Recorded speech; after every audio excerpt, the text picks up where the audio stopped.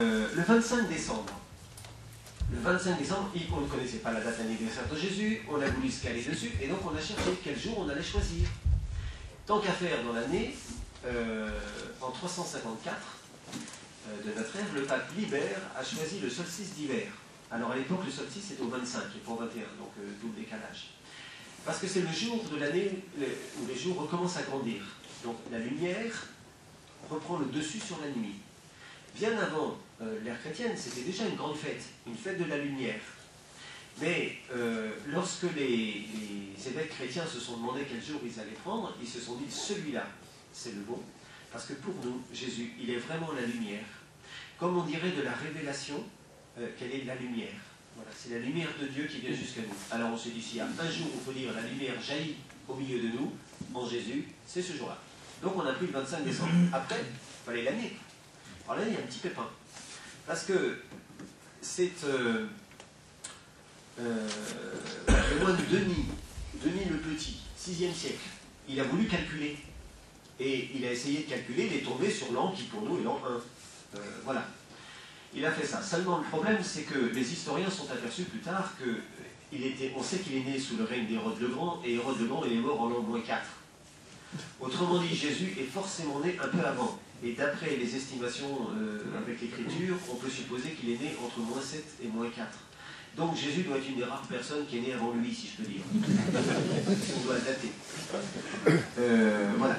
C'est une erreur. Mais alors comme à la fin du premier millénaire, on a décidé que c'est définitivement le calendrier sur le calendrier chrétien, en fait on a gardé l'erreur de calcul. Donc voilà. Oui, à l'époque, le calendrier julien. Alors, pour comprendre la fête de Noël, j'ai pris un tableau. C'est un tableau qui est une icône, c'est dans la tradition plutôt orthodoxe, et qui essaye de mettre sur une seule image, il essaye de mettre un petit peu tout le contenu de l'événement de Noël. Donc on va le décomposer. D'abord, en Jésus, je vous disais, c'est la lumière de Dieu qui vient jusqu'à nous, c'est la révélation qui nous atteint. Donc du coup, il est la lumière divine. Donc sur le tableau a été représentée la lumière de Dieu, bien sûr, puisque la lumière vient de Dieu, nécessairement, qui descend jusqu'à nous, voilà, avec une étoile qui est représentée juste au-dessus de l'enfant Jésus. Il est mis dans une grotte noire. Ça évoque déjà le tombeau. Vous vous rappelez que pour nous, il est mort, donc en fait, ça évoque déjà le fait qu'il va donner sa vie. Voilà, c'est le sens. Et vous voyez que le berceau dans lequel on l'a mis ressemble aussi bien à un cercueil, en fait. Hein. Voilà, c'est fait exprès. C'est fait exprès. Du fait qu'il va donner sa vie.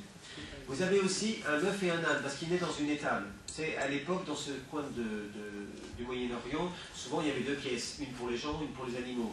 Mais comme Marie est arrivée, qu'elle était enceinte et sur le point d'accoucher, et comme l'autre pièce avec les gens était déjà très pleine, pour lui permettre d'accoucher tranquillement et à l'écart, ils les ont mis dans la pièce d'à côté. Donc il est né dans une étable, et il a été déposé dans une mangeoire.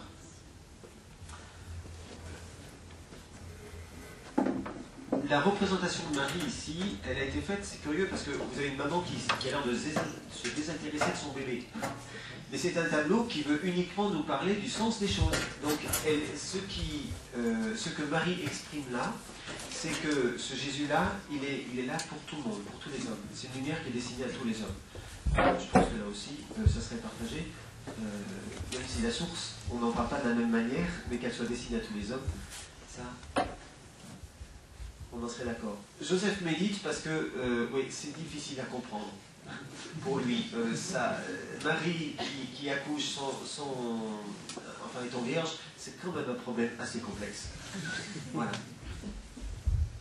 À cause du recensement de l'empereur romain, Joseph lui aussi quitta la ville de Nazareth en Galilée pour monter en Judée, à la ville de David appelée Bethléem, car il était de la maison de la descendance de David. Il venait se faire inscrire avec Marie, son épouse, qui était enceinte. Or, pendant qu'ils étaient là, arrivèrent les jours où elle devait enfanter. Et elle mit au monde son fils premier-né, elle l'emmaillota et le coucha dans une mangeoire, car il n'y avait pas de place pour eux dans la salle commune. Le récit continue en nous parlant de bergers qui étaient par là. Vous savez, quand on a un enfant, on a besoin de le faire savoir. C'est une telle fête, une telle joie, qu'en général, on s'empare du téléphone ou de tous les moyens qui correspondent, et puis voilà. Et bien là, c'est pareil. La naissance de Jésus est pour nous, d'après l'Évangile, marquée d'une joie immense. Alors, elle est d'abord annoncée au berger par un ange qui lui dit, qu'il annonce une bonne nouvelle, une grande joie, la venue du Sauveur. Et aussitôt après, nous dit-on, une multitude d'anges dans le ciel qui chantent la gloire de Dieu. Ce qui fait que ce jour-là, et j'aimais bien aussi comment vous parliez des fêtes, et de l'importance de la joie dans la vie des hommes. Ce jour-là, justement, la joie dans sa dimension sacrée, qui remplit le ciel, cette multitude d'anges qui remplit le ciel, et la joie de la terre sont unies. Voilà, exactement comme vous parliez des fêtes, où on unit le sens sacré, de le rendre à Dieu, et de fêter la joie. Alors, voilà, pour nous c'est typiquement Noël. Peut-être on va... Parce que je vois que le temps passe, alors on n'a pas fait.